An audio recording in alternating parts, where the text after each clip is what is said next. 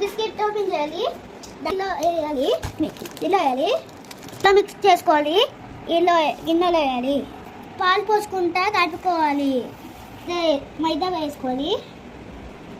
mix చేయాలి, mix చేసుకుంటా పాలు పోయాలి,